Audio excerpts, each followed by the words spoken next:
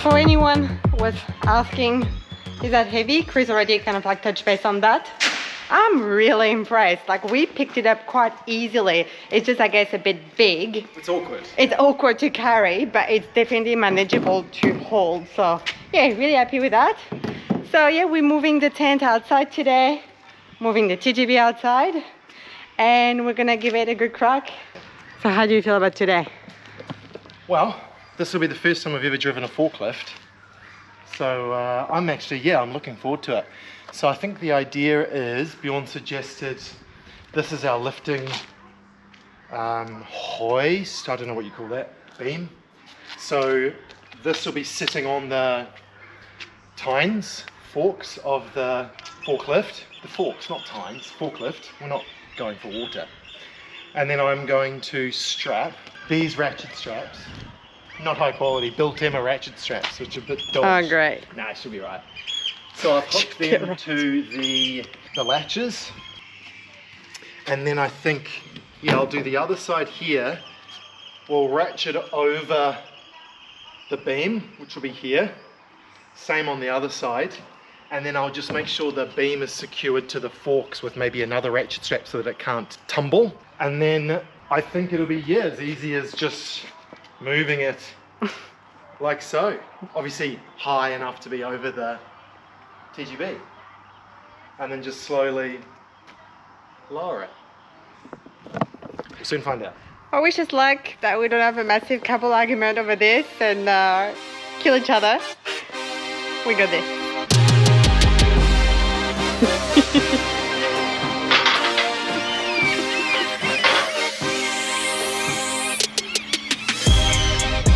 I'm now a registered forklift driver.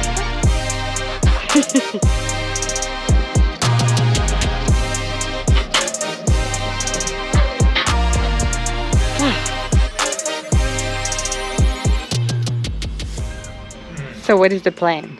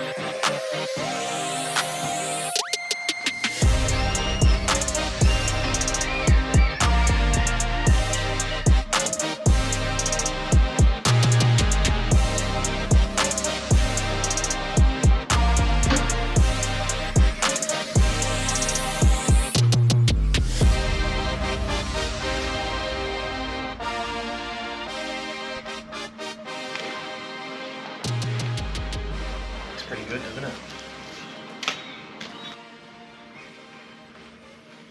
I'm happy with that.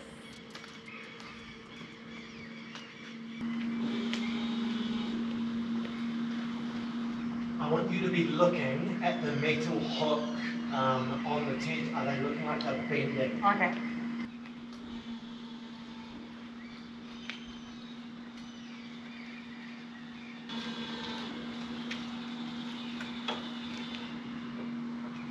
Obviously works so late.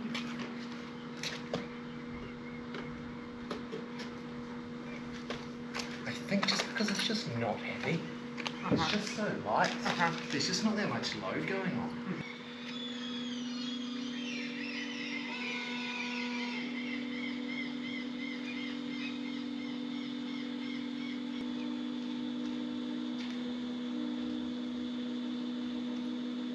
Yeah.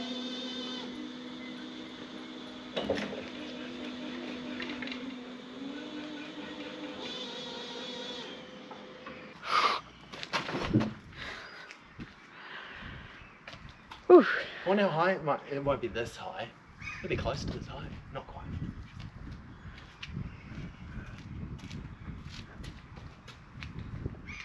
I'm pretty happy with my slung load here for the first time. Very happy.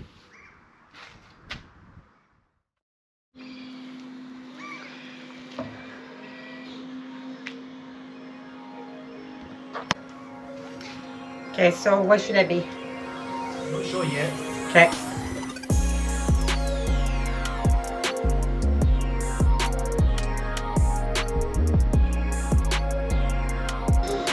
We just need to come a tiny bit towards the red.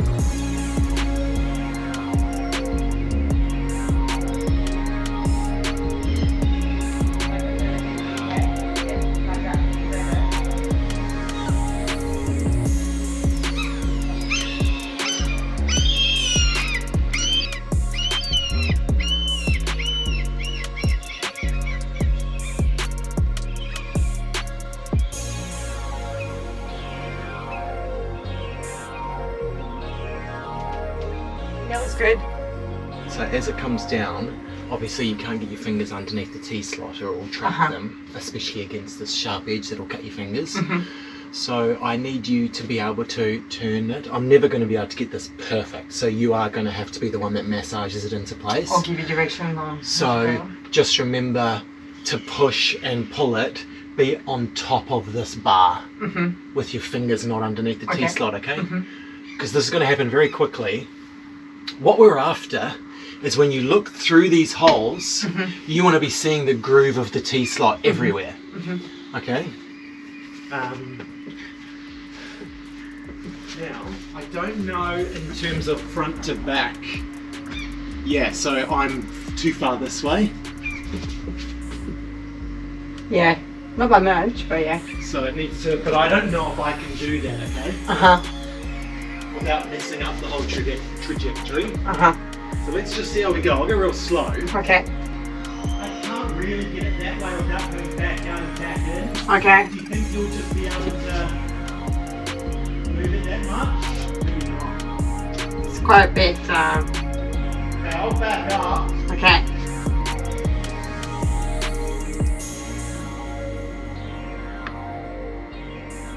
Whoa, stop it, stop it.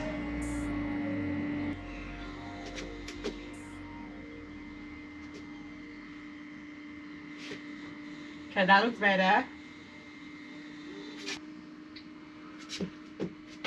How's that? Still way off? No, it's pretty good. Tiny bit like this way, but like much better than before. Better? Yeah. Okay, I'm going to lower a little bit. Okay. You managed to go a tiny bit more towards you? Tiny bit towards me. Yeah. Okay, so it's just a tiny bit. Can't hear you. Too much to the rear, but it's good with the Can weight. you not move it? Oh yeah, a little bit. But I'll be able as you go down to do that. Okay, so I'm going down now. Okay.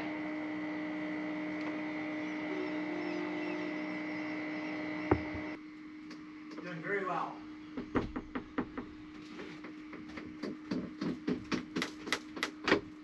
How are we looking? Okay, it's down. It's pretty good. Okay, I'll lift it up a tiny bit. Okay. But we're doing well, so don't panic. Okay, we got this. Ah. You'll look back on this and think it was fun. Don't know if that would describe that as We're fun. going Up. and it might swing, so get ready. Okay.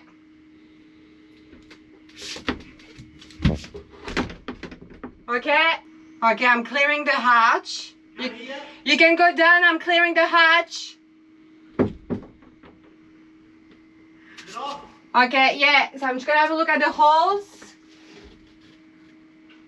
Well done. Wow. The relief now. I was so stressed. Crazy is actually not even stressed. It's crazy, but I was freaking out. I don't know, something going wrong, the tent falling off the forklift failing. I don't know what I was imagining, but this is way out of my comfort zone. Never done anything like this. So I'm glad it's almost over and it went so much better.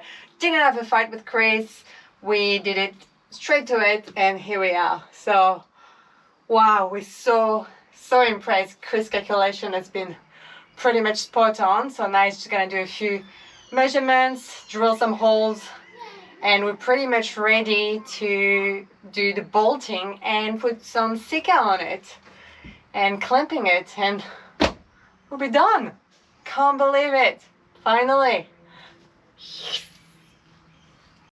So Ox and I went to the shops to get a few supplies for dinner tonight, some Coronas just to celebrate. Proactively, I'm already celebrating, and some ice cream because it's so hot today in Sweden. It must be like close to 30 degrees. It's beautiful. Yeah. So I went to get ice cream and You had one job. I had one job and I messed up. I bought a salty licorice ice cream. How is that even a thing? So that doesn't sound so bad for me, but Ange detests I hate licorice. So Chris was like, okay, you can have my ice cream only if you have a bite of the salty licorice. Big bite. It is so tasty. Look at it, like it's dark. I'm kidding. Big bite.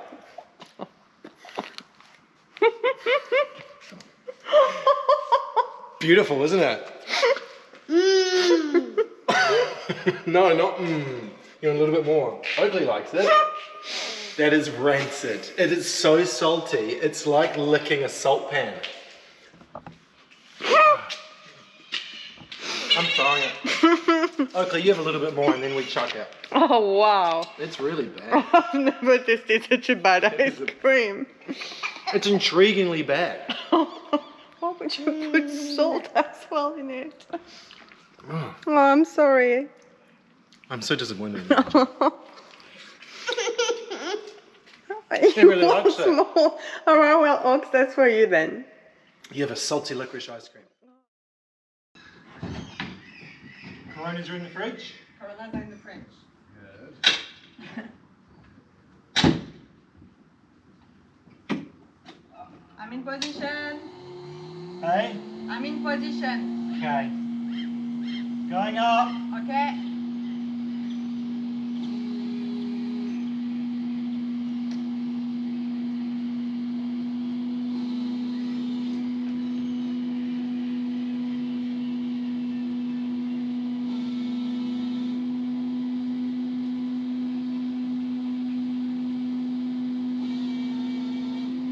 Where would be a good place for me to sicker? You're a bit taller than me, so like that, I think it's good.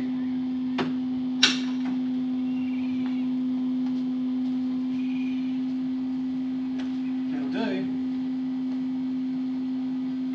Alright, so we've lifted it back up a little bit. We know it's kind of in position. As you can see, I've drilled out a lot of these holes, which is good. So I kind of know where everything needs to go in terms of when we put it down. So I have tapped out into the aluminium T-slot M8 bolt size. So I've put the drill through basically both holes into here, and then I'm just going to be able to, as it comes down, bolt it, and that'll act as my clamping force for all of the sicker. So yeah, two ways of mounting it really. We've got the Sicker 111, which is our sealant to make it waterproof, as well as our glue, which is rock hard. It's so solid, the Sicker stuff. And then we've also got like 25 or so bolts going in as well, and then we can see where the gaps are, and I'll Sicker the rest because the roof's not exactly square and straight. So very happy with how it's going so far. This is going to take a mega long time. Take your time. Okay.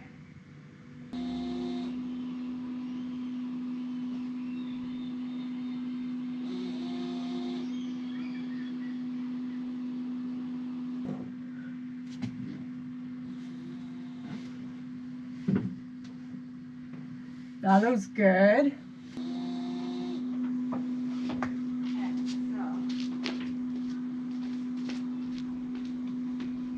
It needs to go towards Oaks.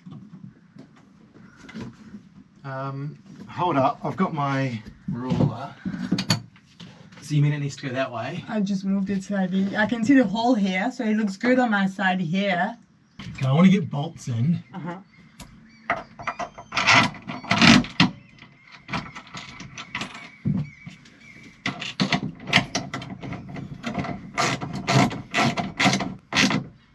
Okay, there's a bolt in now. Nice.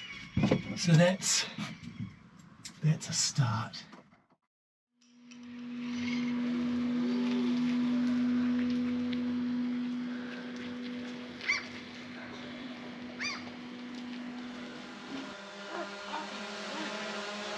Ready? Are you ready?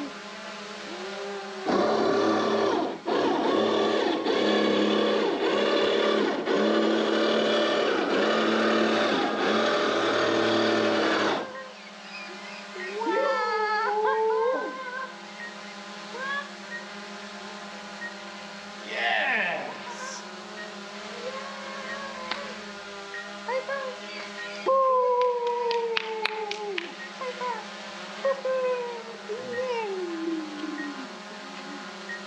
Really hot there.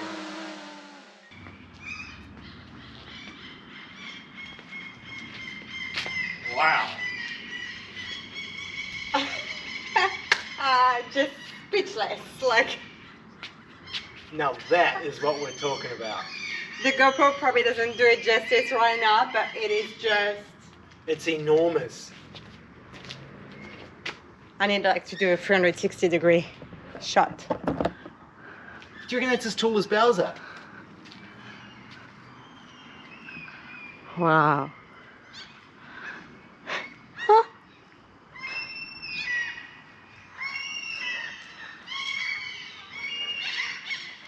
It's amazing. It's completely transformed the vehicle. I really like the roof rack. What do you guys think about the roof rack as well? I'm really chuffed with how that came out.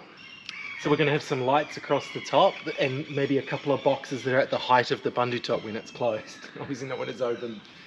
So good. Damn, it looks good. A good feed to end the day. Yep, got a couple of Coronas. Burgers with potato fries. It's been a great day today, actually. It's been a really successful that day. went so smoothly. Oh, and we're eating outside, which we don't do normally, but today's been just so hot and it's so good. Yeah, obviously the view is pretty damn good with Scotty there. but yeah, at least we're just picturing the future and just long-term vision. And a huge thank you again to Akari who came today. Thanks, buddy. Hopefully we pronounced your name right. I'm so sorry. But he gave us some strawberries and some blueberries from Sweden, which is such a lovely touch. And they are delicious. So that will be delicious. dessert for tonight. And now we're going to, we'll have a couple of beers. And just chill. And we shall brainstorm. There's a lot of brainstorming to do. We measured it's about 3.3 meters high. So The we're about top. 30 centimeters off the top of Bowser, which is crazy. It's crazy to think. Yeah. It's cool. All right. See you tomorrow. Good night. So one little issue we've had is how to enter the back of the vehicle, especially now with the larger tyres, it is so much higher off the ground. And I have commandeered this little step on a hinge, painted it up, and I've basically cut a hole so that we've still got room for the NATO plug, and that is going to work really nicely. So now when we come into the camper, I can just use the bottom step, and you can use the top step and get in and out nice and easily now. Now, the thing I like about the design is when we're going off-road, if there is something quite low, because this is now one of the lowest hanging points of the vehicle, because it's on hinges, it can just come up to the level of the tyre if we hit anything. And if we are reversing in rough terrain, I can just have it up like so, or remove it from the bolts altogether. So I'm really happy with that. That was a gift from Bjorn. It came off one of his 6x6s with a tray back, and he's not using anymore. He's getting rid of that tray. So this wasn't needed anymore, but it was perfect for us, and that saved me doing any fabrication or anything like that. Stoked with that. Boy, do I have a treat for you guys this morning. Check the lineup out. in Bjorn's main workshop. And behind me here is a TGB 11. This I've been looking at for a few days now. Bjorn's owned it for maybe a week and a half. He did a swap for it. He has now since swapped it for a rear TGB. So it won't be with us for very long, so I'd love to just show it to you because I'm in love with this thing. And then we have got the best variant of the TGB 11 over here, which I'll show you as well. And then in the background, we've pretty much got our chassis, but with the ambulance body on it, so I'll show you that as well, because that makes a really good expedition truck sort of frame body, if you will. Let's talk about this. So I will bring you over here. So bear with me, I'm just filming on my own this morning. This amazing piece of machinery is a 1981 Dallas Jeep, they call it here in Sweden. Its technical name being a 9711 Jeep. This is a Swedish Air Force vehicle, and I believe there are no others like it in the world apart from these ones that went to the Swedish Air Force. I don't know a ton about both of these vehicles, so please excuse me if I get a few facts a little bit wrong. Please let me know in the comments if you were in the Air Force in Sweden and whatnot. These have apparently just started being rotated out of active service. So from what I know about this Jeep is that during a wartime scenario, these would be parked up all over Sweden, basically in the forests. And Bjorn actually told me that Sweden had the fastest reactionary air force in the world at the time. I don't know if that's still the case. Basically, they would have a bunch of heaters heating up the jet engines and all of the military vehicles so that at the drop of a hat, the planes could be rolled out, so towed by these, down long straight roads out onto, for instance, some form of like highway, a straight road, and then they would be able to get scrambled jets into the air within minutes, which is really, really impressive. And this was used to not only tow the jets, but also to have the pilots in the back. You've got the big pintle hook attachment on the back there, you'll see. I've also read on our website that they were also used to tow the really large missiles for the jets as well. So this was basically a tow vehicle. Now the cabin is really, really cool. Hard to show the size, but it's probably a Defender size would probably finish there, so it's a fair bit longer than that. And this cabin is quite neat. Sort of reminds me a little bit of the old school Troopies, but with larger windows. I'll open up the back here. If it's unlocked, it is, okay. So this is cool, hey? So this is where the pilots would sit. Smells brand new in here, it's crazy. This, I think, is for heating. So they've got basically PVC pipes here. And they've also got a heater in the back there. So definitely geared up for the cold Swedish winters, where it can get to like minus 30 degrees Celsius. Original paint job, of course. So it's not patinaed, but it's starting to become quite matte.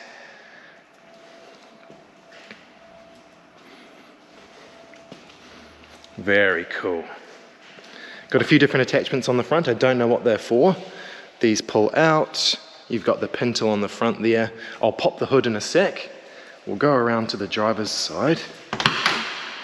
Check this out. Okay, I'll jump in. So, a proper yank tank in here. Like, there's just so much room. It's crazy. I love it. So check this out.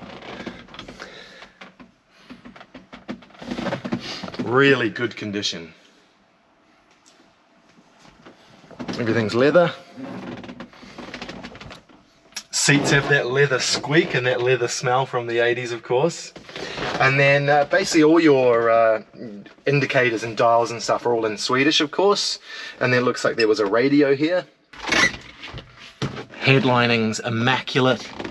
And then you've got like a Saab light here, I believe. Yep, a Saab reading light. Speaker. And you've got some form of like warning light here in the middle. Not too sure what the story of that was. That looks like maybe that held a fire extinguisher. And then you are separate from the back. Oh, I just love this thing. I was saying to Ange, I was like, man, maybe one day we could do a little build on this. This would be neat. Really neat. It is a auto. I don't know what the transmission would be. Some of the Americans out there might know. So just a column shift. And then let's pop the hood.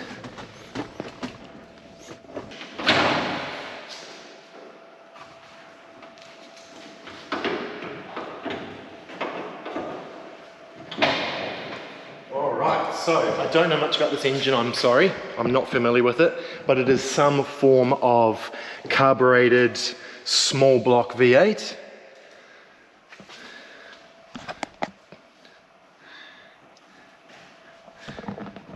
Now, Bjorn's not here, so I can't start it up, but it sounds awesome. It's that blob, blob, blob, blob, blob, blob, that carved V8. It sounds really cool.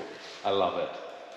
Maybe for the Americans out there, this wouldn't be interesting to you because you would have grown up around vehicles like this.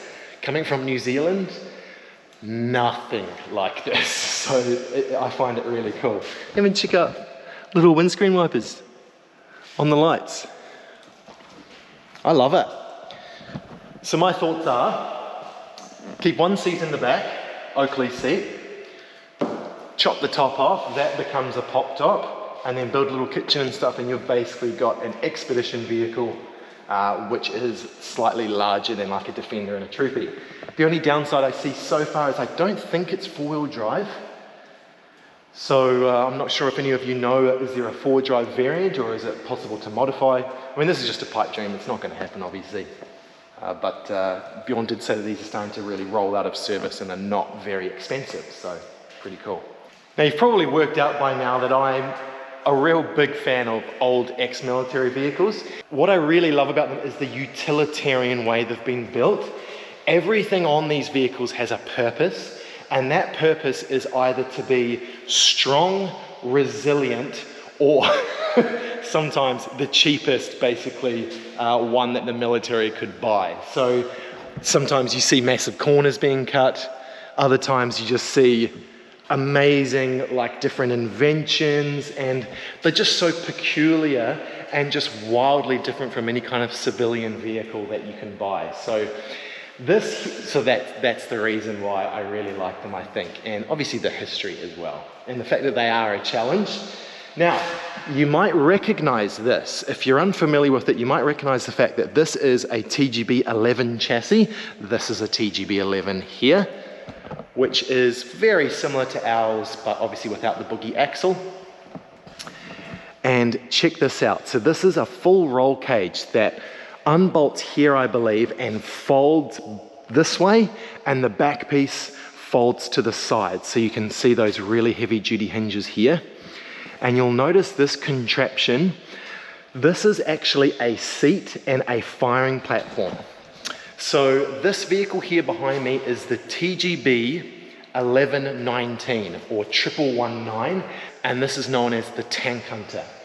So on this vehicle was a huge tube which was a recoilless rifle for taking out tanks. It was huge. So what would happen is these guys would hide in the forest, I assume, and if tanks invaded, so basically if Russia invaded Sweden, this was what these were built for, these would hide in the forest. They were fast-moving, agile. They would come out of the woodwork. The guys on here would lift, they would drop these down, and they would be able to take tanks out, you know, your T-72, stuff like that, with the recoilless rifle, and then get out of there really fast, sort of thing, because obviously they have zero armor on them. Now, this is what carried the ammunition. So this carried the rockets or the missiles, whatever you want to call those, the projectiles. And then in the back here is storage. So that's kind of like a boot. Fire extinguisher. And then you see these plates here. They are what's called the Widowmakers. So in here, I will show them to you, little legs come out and they can actually stabilize the firing platform, and these would have made it good for mud and sand. I'll show you in here a little bit more. This at the moment is just having a little bit of work done on it. Obviously tires wouldn't normally be here.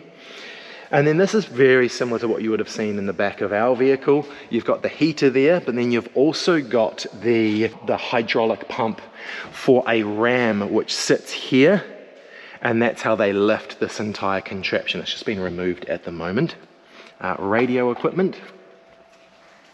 And then in the front, very much a TGB in the front that you're used to seeing. But the cool thing about the fact that it's convertible is you've got these really nice wooden rails, and there are just things that are different. You've got different panels here, and then you've got these little pads here. None of that in the normal TGBs that I've seen. And from what I know about the owner of this vehicle, a friend of Bjorn's, I believe these were converted from an 11 in the 90s. So I think something like 91 is when they converted these. But everything else underneath, the engine, everything like that, as far as I know, is bone stock 1975 TGB. The Widowmakers come out of there, which I'll show you. Both windows, both windscreens fold down. Put these heavy duty brackets on here. Seating position, very much the same. Slightly different here. I guess a radio or something was held there, which is different. You've got a battery cut off right here next to the driver, which I like. And then, yeah, you just got different bits and bobs that were just quite different. Even the engine hatch is different. It's a dual opening one, which I'm not too sure why they did that.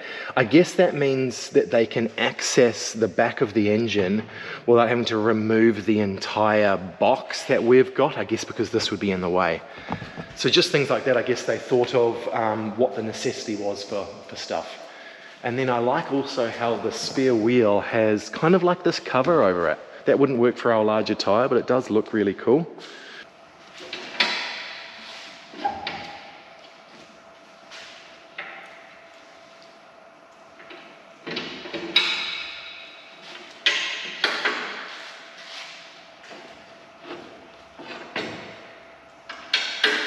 So there are the legs there. Hopefully you can see that in the GoPro. And these are known as the Widowmakers. So they would go down to the ground here, and then you would manually lift that arm, which pushes it into the ground. So it's not hydraulic or anything like that. So yeah, that would require a bit of effort because it pretty much lifts the, I guess, the body of the vehicle and makes it more stable. Put those back in. But yeah, very cool feature. That's a right old finger pincher, that one. I've also noticed, might have picked up on it as well, the front bumper has been beefed up. Like beefed up by quite a lot. It's thicker, wider. This is very different. You'll notice on our one, this has like a lip that sticks out where this pin goes through, whereas they've actually recessed that into the bumper on this one and reinforced it completely. And you've also got another sort of large piece of steel in the front. I guess because it's got to hold not only the Widowmakers, which would pick the vehicle up, but also these are so solid. So I guess the bumper now has to hold a lot more, and that's why they've reinforced it. I would love to show you with everything folded down in the seat up, but I can't do that today, I'm sorry. And also the owner told me that there were only something like 60 of these made. There weren't a ton of them. So they are rare and they are very much sought after. I obviously love it, but very impractical for us. Yeah, very impractical. Okay, let me show you the last one today. So this is the exact same chassis as ours. This is a C304 still, I believe, a TGB 13, just the ambulance variant. I haven't been able to show you the longer version, the C306 yet. There's not one here. That's the troop carrier. All right, so this will look very familiar to you. Very familiar. Some stuff in slightly better condition. The difference here is that there is a window which goes through this like bellows all the way into this box here. And the engine is pretty much accessible right here. And the batteries are now here instead of obviously under the seat. So batteries stay there. This is for a petrol or benzene heater. The heater is gone, but the tank is still there to fill it with benzene. Put that back. Now I'm waiting to pick these up, so I'm going to buy 2 of these from that place where I sometimes get my spare parts and stuff. So they were used to carry the snow chains, and they are a perfect size, of course, to still allow the articulation of the 2 big wheels in the back. So that'll kind of be my little tiny miniature toolboxes. So I'm looking forward to getting those. We'll probably paint them black and stuff. Okay, so this is the ambulance body. In very, very good condition. Yeah, so obviously seats.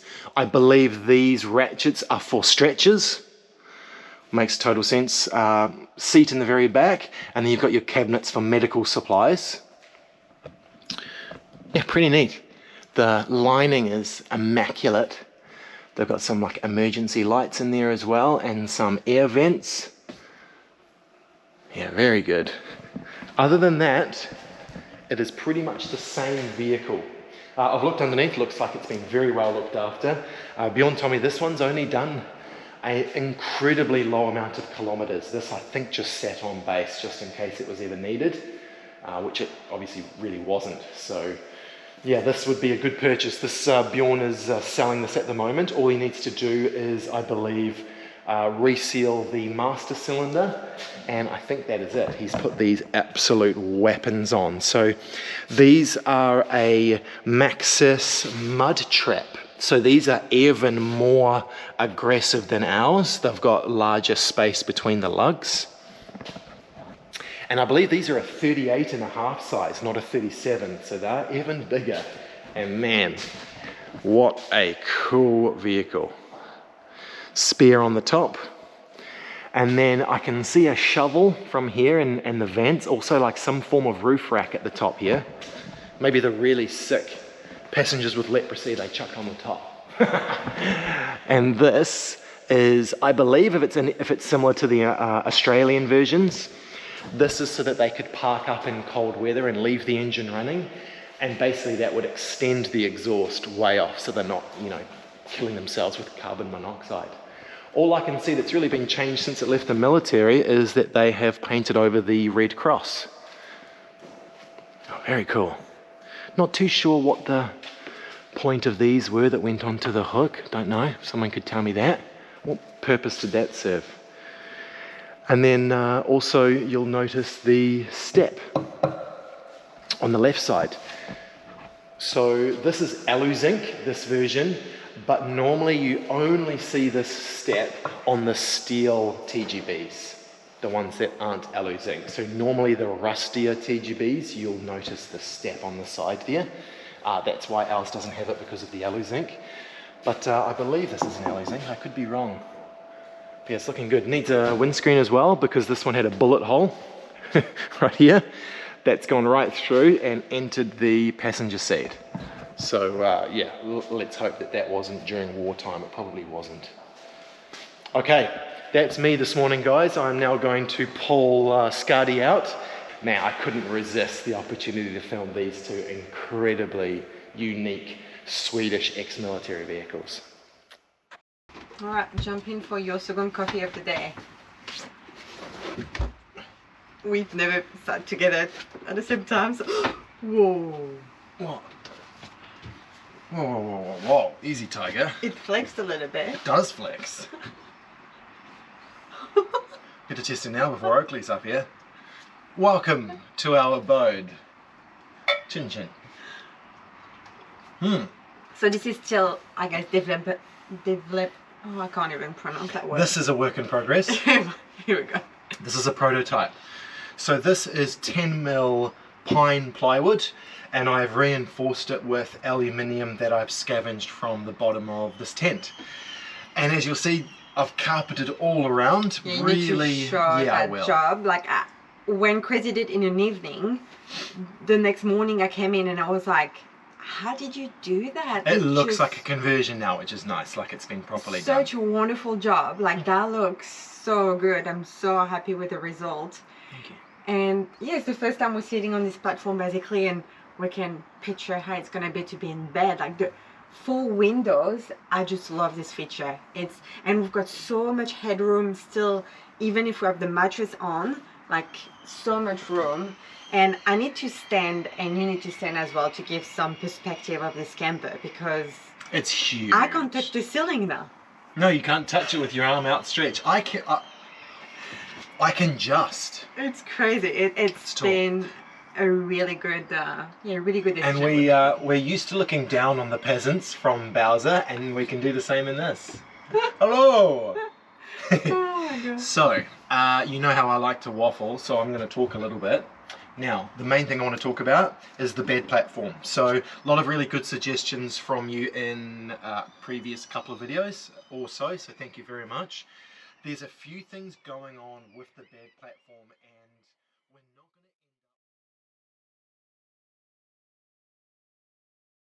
going to... You might have seen in that drone shot just before how the bed went up very fast.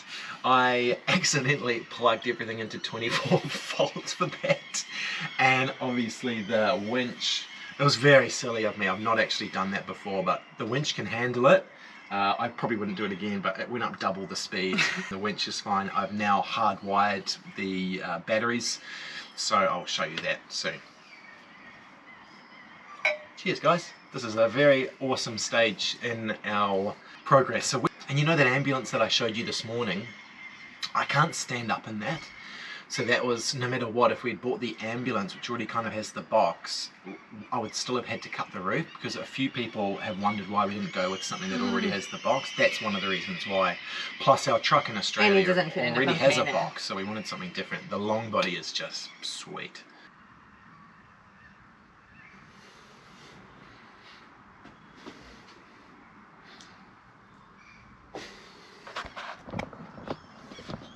So that's sort of the carpet. Yeah, it's not too bad. I'll show you the front actually. So there's going to be a hatch there, so I haven't finished the edging. The only kind of downside to the carpet is that I've got seams, because there's kind of no other way to do it. And that was just all the carpet that I reused from the bottom of the tent. And because it's a stretch carpet, I could remove all like the inconsistencies in it pretty easily just by stretching it. But Ange is really happy with it, so that's the main thing. And it's covered up the ugly aluminium and stuff like that. I think once everything else is built around it, it won't look like a feature, which is kind of the idea. You won't really notice it so much. I'll show you the glue that I used. This is it here, Casco S9 Super. This was sort of just a guess. It's yellow. It smells so toxic, so just bear that in mind. It doesn't smell at all once it's dry, but man, when I was in here that night doing it, yeah, it was intense. And then yeah, just brush it on. Just buy a cheap brush to use, and I really rate that stuff. That would glue on vinyl, anything that you needed to glue to any kind of surface. And the reason I needed a really strong glue was that there was aluminium, there was other carpet, there was wood, there was all kind of substrates that I needed the stretch carpet to adhere to, and it seems great. So yeah, really recommend that S9 Super. Oh, he's not too sure if he's upset, but he's not sure why he's upset, because he's a toddler. Say hi to the folks. Here we go. How's the baby? Do you want to see you in your house? Yay! Wow, look at the window. Ta-da! So yeah, this is what I was saying. I can't touch the ceiling. Crazy. Even with ugly on your shoulders. He's got enough height? Yes. How cool is that? This thing's mad. It's like a palace in here. It's so good. Do you like it, ugly? Alright, well this concludes this episode. That was a big milestone for us and our family. So yeah, very excited for us ahead. We've got some exciting projects. The internal fit out begins. Yep. So hope you liked the episode, guys. We are stoked with the transformation. Hopefully you are as well. And some of you who were upset about us cutting the roof of the TGB, you'll hopefully see now why we did it. There's no other way we could live out of this car. It was transformed it for us. Yeah. Alright, see you next week. See ya.